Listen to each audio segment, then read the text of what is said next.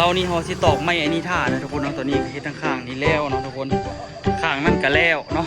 บังเอิญพอต้นตาลมาก็เลยว่าสิเอาเริ่มแล้วเด้อเริ่มแล้วเด้อเครื่องนึงทุกคนเครื่องเท่านึงหรือว่าเกี่ยมสิเต็มที่เย็นเด้เย็นดีเด้ปะนี่มีแห้งละพอจะตื่นมาทุกคนเนาะสบายดีเด้อสบายดีตอนเช้าเนาะมื้อนี้นี่ก็สิมาแพ็คมักม่วงเขียวเสวยทุกคนก่อนอื่นสิไปลงเรียนเฮ็ดงานเนาะแล้วก็มาเบิ่งก็คือรถหลายเติบได้นี่โอ้โหจักโลนี่บ่ได้สั่งเด้อไม่จันงานแพ็คแล้วแล้วจะยอสั่งไม่จันคิดว่าประมาณจักโลนี่60 โลอันนี้เดี๋ยวผู้ใส่หยังวะเด้แม่เอาป้องเอาเสื้อลงด้วยเดี๋ยวไว้เลยนี่พอแล้วดูกกี้แล้วก็เสื้อตัวอื่นเด้แม่หาว่าใหญ่เกินแพ็คนี้ไปคิดว่าโอ้ได้เยอะเลยประมาณ60-70บ่60-70 โลแต่เขาจะสั่งต้อง150 โลลึกขนาดคนซ้ำเนื้อกินหลายคนซ้ำเนื้อนี่เขาไปขายก็ได้ขายแล้วขายโล45แท็กบาร์เลยมันจะเป็นเต้ก็สิไปส่งยังไงซื้อรถเขาจ้อยไปเนี่ยเขามีสิบบาทไปโอ้โหเลยวันน่ะโอ้ยเบอร์แล้วมันส่งกับวันนี้ที่ส่งยังไงฮะว่าที่อยู่วันนี้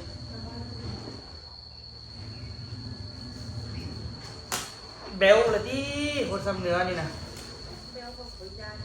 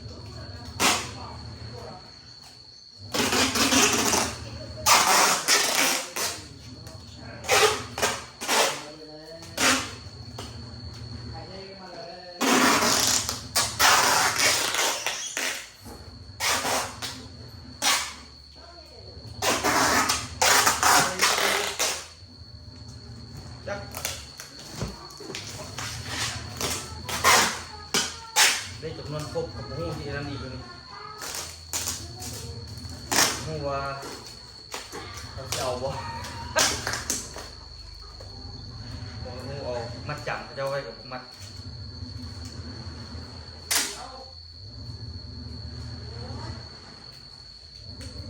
เยอะกับเรื่องงานเนาะ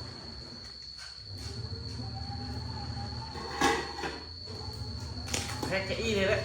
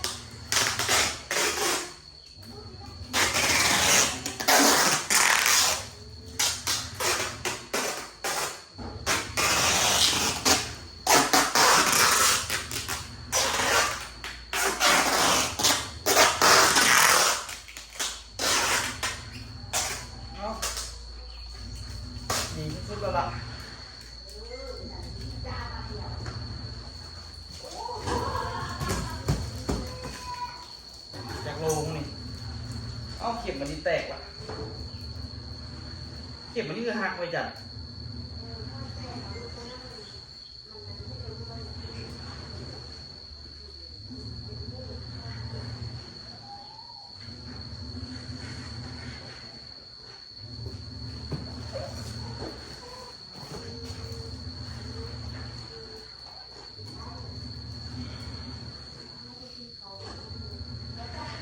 14 โลแกะนี่แกะดีโดนี่ เขียนไว้ ส่งกันไหนวะนี่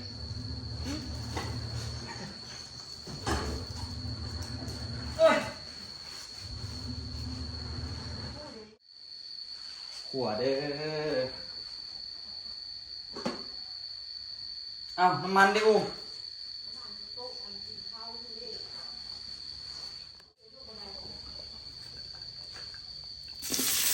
ขวดแล้วเด้อ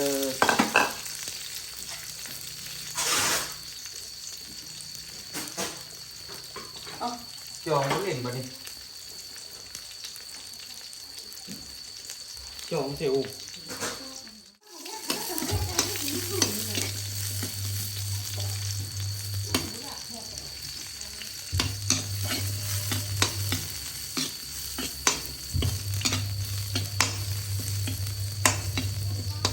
ขั่วครับเป็นขั่วแล้วมันไปโยนกับคนเห็ดแสบลีให้น้ำมันติดสักหน่อยพดตัวซีมันกับเบิดละกระเทียมนี่อบน้ำมันเนาะ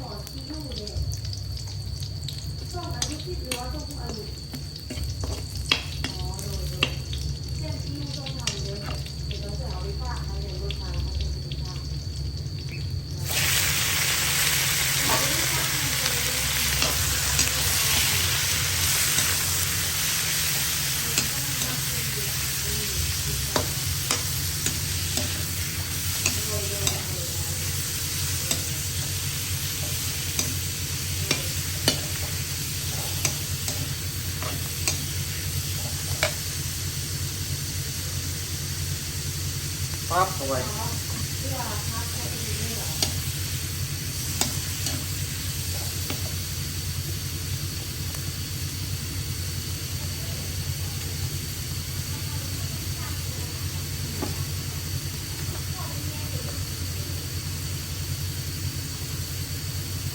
น้ำตาลเข้าไปผงชูได้นิดเนาะผงชูนิดนึงอิ่วได้หลายกิมก็ทุกคน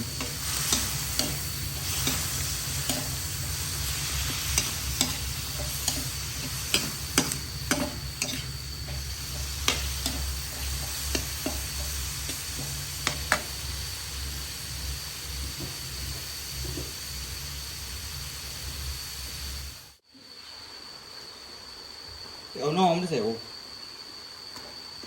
ซื้อวะ สาวซ่อมน่ะเอาลูกเอาเลย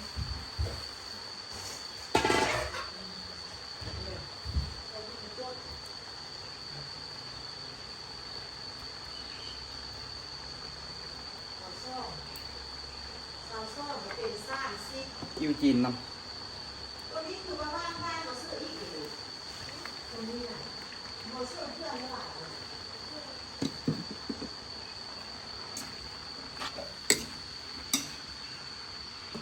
ตัวแม่คนหลังได้ใส่คนหลังได้ซ้อมมันให้ลูก ชอบยังชอบนอนนี่ นอนน่ะแม่พลาดเครื่องนึง นะมันแซ่บจริงนัวดี มันเยอะเงินตีมันจะเข้าส้มตี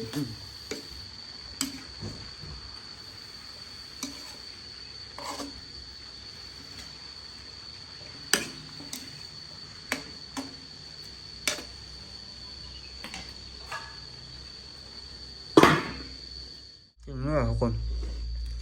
2 จานแกขวานอหมดแกเข้าคนละ10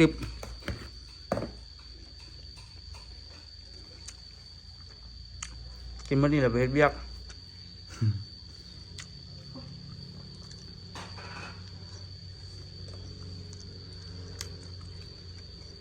เอาเจียวเลยผม แก้ว เอาละวันนี้เราสิตอกไม้อันนี้ท่านะทุกคนเนาะตอนนี้ก็เฮ็ดทั้งข้างนี้แล้วเนาะทุกคนข้างนั่นก็แล้วเนาะบังเอิญพอต้นตาลมาก็เลยว่าสิเอาแผ่นอลูซิ่งขึ้นก่อนทั้งหน้านี่บ่มีปัญหาทุกคนเฮ็ดทั้งข้างแล้วเราก็สบายละเมื่อวานมืดแล้วแต่ทั้งข้างนี่ทุกคนเนาะนี่เหลือแต่ทั้งหน้าแหละเนาะใส่อลูซิ่งเข้าไปแล้วก็คือสิจบละ แทกเอาบอกแทกมันก็ราคาก็บอกว่าแทกก็ได้แทกไปต้นแต่นั้นแล้ว เป๊ะแล้วว่ะได้ตัดออกเขาได้ ถ้าเราเสา5 เส้น 25ได้อยู่25เอาสินะเดี๋ยวตัวสิลงแล้วก็จังไดแหละต้องวางแผนกันกับมึงก่อนเนาะทุกคนบอกแทกเนี่ยแทกวะ เดี๋ยวจะขึ้นนั้นยกไปเลยเฮ้ยจับขึ้นเลยจะขึ้นเล่นเพลงอยู่ไป เอาซัวๆวะฮะซัวกับซัวนะเป็นความซัวมาประจำตำแหน่งที่ถึงคือแล้วทุกคนตูดไม่ตูดนั่นตูดนี่เหงื่อแตกซะตอนนี้ก็คือได้ตัดแผ่นอลูซิ่งออกในหนึ่งทุกคนเพราะว่าเอาไหลมาพอดีแล้วแต่ว่าความผิดพลาดของตัวเองเลยทุกคน คิดว่าบ่ฮู้ว่าคนซื้อมาเฮ็ดจังไดเนาะพวกตัวพางอมเนาะก็เลยได้ตัดออก25 เซนทุกคนทุกอันต้องได้ตัดออก25แต่ยามมันออกมาแล้วก็เกี่ยมเอาขึ้นนะทุกคนอันนี้เกี่ยมเอาขึ้นไปเดี๋ยวสิได้ขึ้นเทิงนี่2 คนยืนลุมหันแน่แล้วก็เอามาแล้วก็มาวางไว้เนาะ แล้วตามขึ้นไปอยู่บนดึงไงอยู่บ่ พ่อแม่ให้ประธานกินกาแฟก่อนแม่โอ้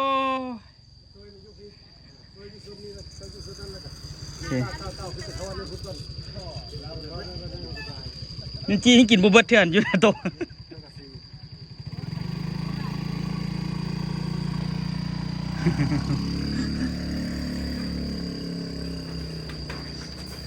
ไอ้เพื่อนตัดแล้วก็เอาออกมาเดี๋ยวตัวกลับมาเดี๋ยวหาเพื่อนตัดกินกาแฟแล้วเราสิเอาค่อยเอาขึ้นเท่าน้อยเนาะทุกคนหลายแผ่นเติบอยู่ได้ทุกคนเนาะเดี๋ยวตัวสิหามาไปนั่งอยู่หันเสริมเพราะว่าอันนั้นมีแต่อันเดียวหาแผ่นพวกนี้แหละไปนั่งเสริมอีกเนาะขึ้นก็ประมาณนี้เลยทุกคนเด้อเอาขึ้น2 ส้นเนาะให้เราดึงอยู่หันตัวดึงอยู่นี่เนาะแล้วก็ให้ต้นตาลเป็นคนเบียงอลูซิ่งไปไว้หันบริท้ายขั้นตอนนี้เลยทุกคนเนาะบริคนท้ายให้ยุ่งอยู่ทั้งขึ้นทั้งท้ายอันตรายก็พอแล้ว เดี๋ยวตัวเฮ็ดก็เบียกก่อนหลายจังหวะเด้อทุกคนเนาะเอาขึ้นแล้วทุกคนเลยไกลละไกลสิบ่ได้ขึ้นมาละมืดมื้อนี้ไปก็คือสิบ่ว่าสิจบบ่ ถ้าเบิ่งน้ำกันเลยทุกคนเนาะเดี๋ยวเอาขึ้นนี้ก่อนพอสดกำลังมัดนั่นเคยกำลังมัดขึ้นแล้วก็ตูดขึ้นให้มันมืดเนาะเรียบร้อยทั้งหมด19 แผ่นนะทุกคนเนาะเอาขึ้นมาเรียบร้อยหมดแล้วเด้อใช้เวลามาดนเติบอยู่โอ้โหจักโมงแล้วพวกนี้น่าจะใช้เวลาเติบหนึ่งอยู่นะทุกคนเอาขึ้นมาเบิดละในที่สุดเนาะเดี๋ยวกาสิได้มาเริ่มต่อแตดเลยลงไปกินน้ำกินท่ากันทุกคนเย็นละตัวตอนข้างหน้าแล้วมันเจาะน็อตหูน็อตจักน็อต ตัวนี้วะ แมน ตัวเท่านี้ตอบปูเอาตอบปูเราแลนเล็กงานนั่นแรงกาเลยมันเที่ยงครับตัวนั้นเพราะมันลุกเขาเที่ยง เอาใส่งัดใส่ไม้เอาวะใส่ไม้เอาวะ คันมันใส่หัวเสามันก็ตับเลยใส่หัวเสาตำเดี๋ยวต้องยกขึ้นกลาง ล่ะบ่อันยันทั้งทึงต้องเอาหัวเสาไม้หรือทั้งลุมต้องเอานี่บ่ต้องเอาเสาบ่ ตัวลุ่มนี้ใส่กับเสาปูนนี้ อ่านเบิ้งแผ่นเสล่าเขาจะแอมที่หน้าจะแผ่นไล่เอาจะ3 แผ่นบอกนะ3 แผ่นนะดูคนก็ดี เอาแล้วไปเบิ่งตัวคงเล็กกี่ลุมนะว่าตัวเด่นใส่ได้เนี่ย อันตัวใดอันบุพอซื้อ ตัวไหนซื้อมาตื้มเอา ตัวใดเป็นไส้เนี่ยเจ็บไม่ไส้ ไปโตมายังมาอันแล้วตัวนี้นะครับ มา อันแล้วหลังเนี่ย นอนตื่นละ ลุ่มกินเม็ดนึงประมาณ4 เม็ดนึงแต่ก็4 บ่ถึง10 เม็ดอ่ะ พุ่นแขวกับบ่มีแบบนี้มันฮอตแล้วก็พ้นแม่แล้วก็มันซากอย่างน้อยคันเอาลงถึงเม็ดนึงมาปีเม็ดนึงน่ะ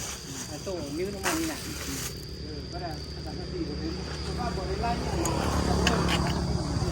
ว่าคันเอาลงเต้นขึ้นก่อนมันได้อยู่เป็นหนึ่งมันก็จะอยู่เม็ดนึงหรือมันเสียนะคนเดินของมันเด้เศร้าเส้นเด้เขาว่ามาแทกกันนะดึงเทียกกันนะมาดึงแล้วเปล่าก็พอดีนะอันเตมันนักกันจับบนสุดดิ ได้อยู่หั่นน่ะพอดี อันประตูไล่เขาว่าประตูไล่นะมันว่าเอาไปกระปุ่นเม็ดนึงเขามาผีเม็ดนึงกันน่ะเราอันน่ะ บอกอะไรเพื่อแนวละเม็ดไรเพื่อแนวละเม็ด ไล่เพื่อเบื้องละเม็ดอยู่แต่ฮักว่าประตูบนนั้นความเนินของสังกะสีอันคือนั่นเด้ อันนั้นบ่ได้ไรแล้วนั่น มันก็เสียบไปเศร้าเส้นใดต้นนั้นน่ะมันน่ะคันเอาลงแปะคือแท้มันก็พอดีอยู่อันไปกระปุ่นเม็ดนึงมันผีเม็ดนึงกันน่ะเป็นความเนินเกิดขึ้นได้นี่น่ะมันก็มีความเสียมันดิ แต่พอดีแล้วนี่พอดีงามละ พอดีแล้วแต่ว่าแกจะว่าคำว่าเอโบเซอร์นะฮันน่ะเอาว่าจะเอามาลื่นมาตื้มเสาเส้นไม่ได้หรือผมแค่ผมพ่อโอ้อันนี้ก็เป็นพวกมันก็ลื่นไล่เส้นพอ บ่พอดีแล้วงามแล้ว อันนี้แต่พอดี ลื่นทอดด้านทอดเลย อันนั้นประมาณ30อยู่แล้ว ตูประทับเลย แล้วนี่ ลื่นออกจากไม้หั่นนะ เสื้อนี่นะก็จะตัดกระสีลื่นไปทางนาเป็นทิศเส้นแล้วกันเขาไล่ลื่นแล้วแต่ว่ามันมาดึงเม็ดอันนี้เขาบอกว่ามันเขาเม็ด60เต็มแล้วมันมาจับบนสุดอันนี้มันก็กลายเกือบจะว่าเป็น30เซนมันก็บนอันนั้น30เซนอยู่ครับอันตัวบนอันจับบนนับเป็น1ไปนั่นน่ะ มีแหงเนาะมีจันเนาะมีหลังคาเนาะประตูมีบนอยู่แล้วมื้อแรงบ่ไปเงินเอามาลาละ เอาสุดได้จับสุดกาย30เซนแล้วแหละ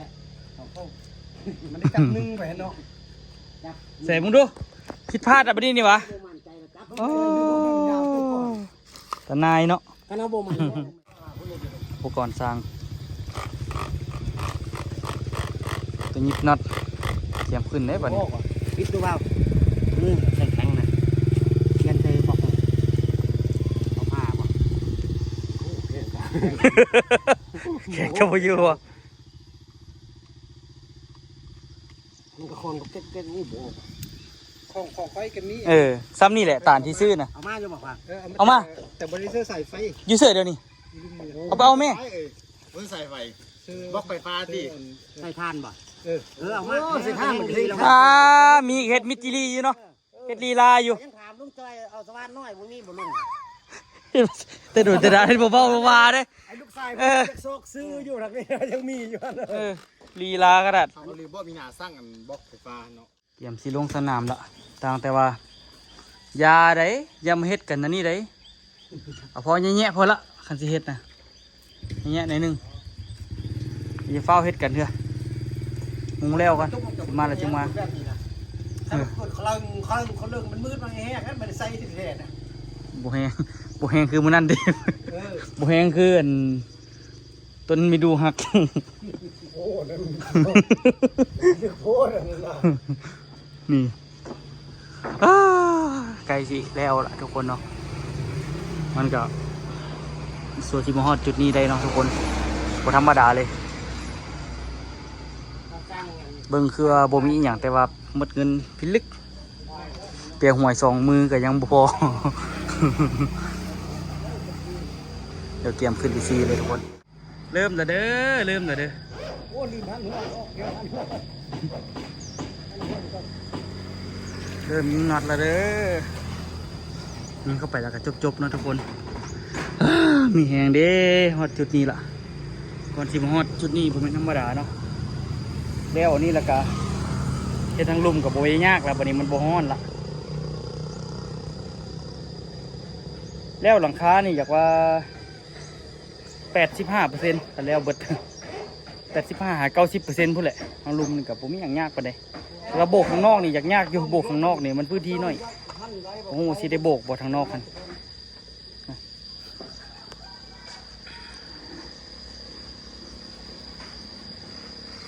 ได้หัวแล้วป่ะ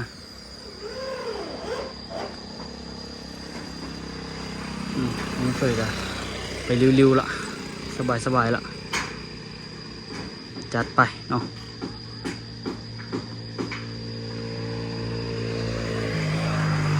เดี๋ยวตัวชีเป็นคนลากอันนี้ให้เราเดี๋ยวเลยลากเลยล่ะ ฮ่าไกลแล้ว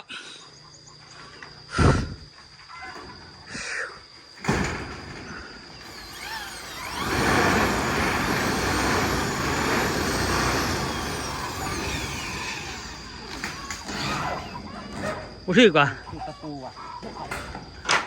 บิดไปทั้งไม้ตัว พวกเขาเอียงแล้วย้ายมันรถเล็กปูบนไม้โต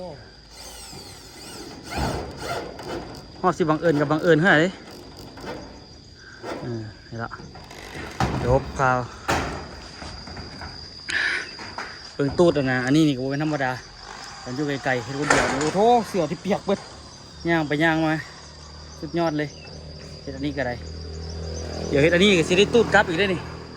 โอ้พอดีเหลือ2 แผ่นเนาะพอดีเหลือนี่2 แผ่นมันบ่พอดีเหลือนี่2 แผ่นพอดีปกกันนี่ได้อยู่โมเมนตัวตัดแล้วว่ะตัวนี้ พัดจะเป็นร่างกลางเดียวไว้นี่ ว่า ตัดเอาไว้ใส่ของเสาไฟฟ้านี่นะ พอดีแล้วนี่ โอเคเดี๋ยวไปแล้วเลยยิบน็อตผิดพลาดนะทุกคนนี่มองห้องนอนเนาะอยู่กองนี่แหละสบายแล้วบัดนี้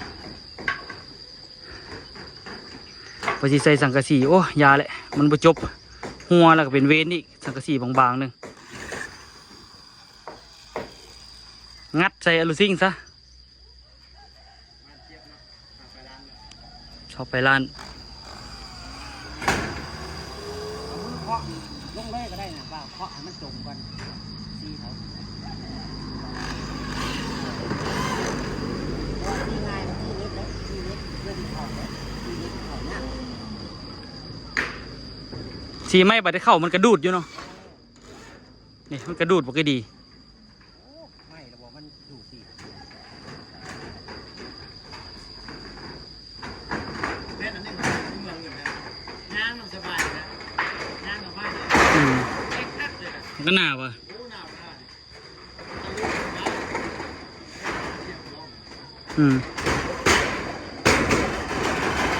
ผมมัน0.5คุณวะอันนี้0.3ได้นี่ศูนย์น่าเคยปะ0.5ยางได้สบายปะได้เลยเนาะ ตัวนี้ก็แพงอยู่ ว่าสูตรจุดหาผมวิญญาณมันตัวจะว่าไหน ต้องได้ตบมันในอยนึงเนาะตบก้นมันในอยนึงเนาะปึ้งก็แล้วให้มันเป็นหูในอยนึงนี่จบเลยโอ้คักต้องก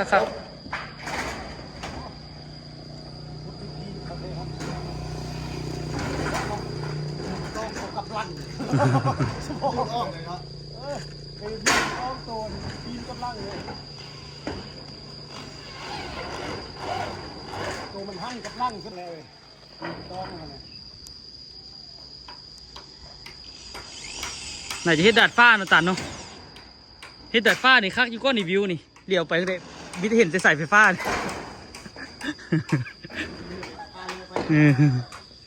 คักที่จริงอายุคักอีหลีกว่าอยู่เทิงนี่คันมันมีสายไฟฟ้านี่งามโคตรแจ่ม อย่างแกนและน้ำโอกาสคุมได้เอ้ย ตอนนี้มันอ่อนอยู่มันบ่ ตอนนี้มันตอนมันมืดกันรุ่นหนึ่งมันเต้นี่ ถึกแดดถึกฝนแล้วมันแข็งเข้าแล้วเนาะยางก็ได้ คือซิลิโคนแล้วซิลิโคนนุ่มมันนุ่มอยู่ตลอด คันบอกเอาซิลิโคนก็เอาน้ำยางมาราดได้บ่แปะเต็มที่ใกล้แล้วได้นี่ทุกคนฟืบฟับคันเลี้ยงแล้วมันเครื่องมือก็แล้วหรอปะ ยังเหลือฮะ แผ่นงายมันจะมีปีกกันน้ำปีกน้ำไหลนี่แผ่นขวบมันสิบ่มีปีก โอ้มันมีแผ่นง่ายแผ่นครอบอีกว่ะ เบิ้งจะไปเบิ้งตีนมึงเอาเบิ้งกันตีนเป็นอาจารย์เลยมันเบิ้งมันยึดในน้อยนึงนี่ตัว โอ้แม่นอีดีเนาะโอ้คันเขาบิดผิดทางนี่ได้บิดคืนนี่เนาะ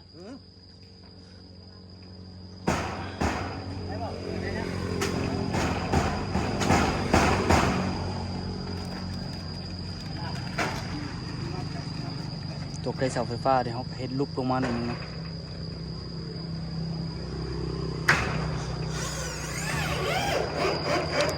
มันไปเรื่อยๆเดี๋ยวได้แปลงตัวนี้นี่อยากยุ่งอยู่ได้นี่ยุ่งใส่ไฟนี่นะขี้นักเลยนี่หาวิธีทางใหม่บ่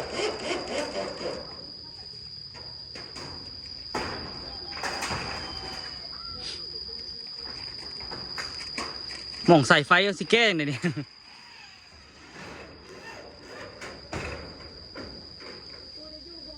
เอาไม้ออกแล้วแหละล้างมุ้งไปเอาไม้ออกกับปล่อยมันลงใส่ถังกระสีแล้วแหละ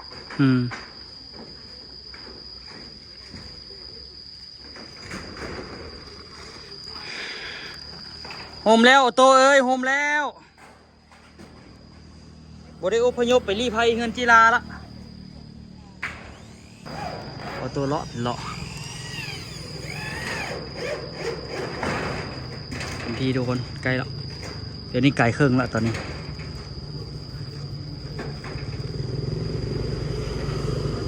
มีแห้งดิ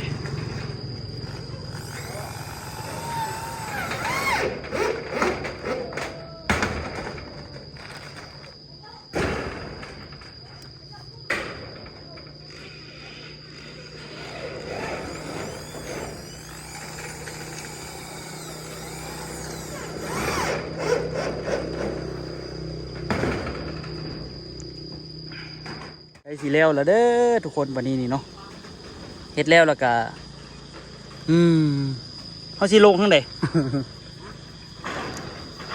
เขาจงสังกะสีตัวใดไว้เขาสิลงข้างใด ลงปองอันแหละเขารันมุ้งสุดดิ ปองใดปองนี่วะ เขาจะได้แต่งไม้แต่งยังบัตรท้ายดิ ป้าลงปองนี่ลงท่าใดสั้นก่อ แล้วเบิดเนาะกะหาไปที่ลงแหละลงทางหน้าลงทางไหน บ่มีทางที่ดีกว่าทางนี้แล้วบ่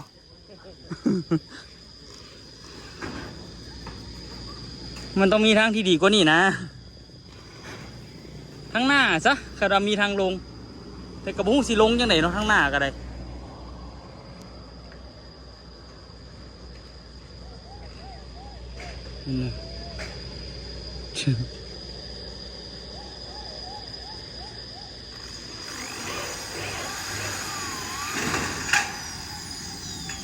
ยากขนาดตัวมันน่ะนะ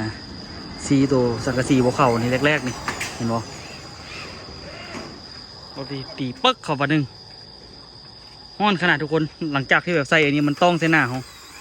ฮ้อน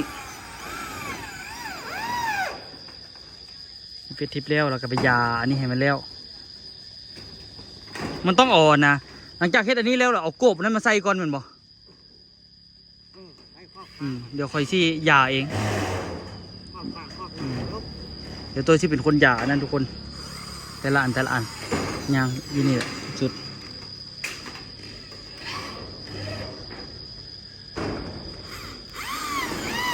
น็อตอันนี้เขาใส่น่ะ2 ถุงยังบ่หมดปานนี้วะน็อตอันนี้3แล้ววะเหลือจักถุงมันแพงได้น็อตอันนี้ก็ได้ซื้อผมแพง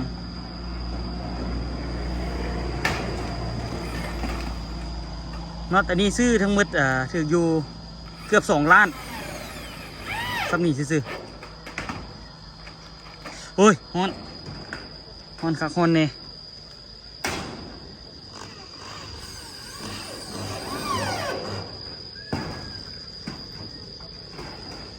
ทุกคนเนาะเต็มที่ตาเบิ่งต่อท้ายว่าสิแล้วสิงานส่งใดเนาะเย็นดีเด้ปะนี่มีแห้งละคักเต็มที่เดี๋ยวตัวซีหยอดเซลโคนใส่จุดที่เป็นน็อตนี่เนาะแต่ละน็อตปาไว้พร้อมบ่ให้เนาะกันน้ำหัวเนาะจึงบ่ได้ขึ้นหลายเทื่อตัวซีทาลาดให้มันแล้วทั้งหมดเลยแต่ตอนนี้ไปซื้อฟ้านก่อนทุกคนเนาะจึงมาต่อตอนนี้อีกน้อยนึงใกล้ละคักอะลีห่มกึกบาดนี่ห่มสบายบาดนี่ เขาอีกเรื่องกกีซ่ายลงมาดิ เฮ้ยเอาไม้นี่ออกแล้วกระโดดกองหินทรายเลยกันแล้ว เอามันแข้งเลยรู้ไหมมันไม่ได้อ้อนเลย เอารถมาจอดปลาไว้พร้อม เอาตัวเดื ผ อ ม ด คักๆทุกคนทุกคนเดี๋ยวไปกินข้าวกันไว้เจอกันคลิปหน้าทุกคนบายบายเย็นสบายโอ้คักเย็น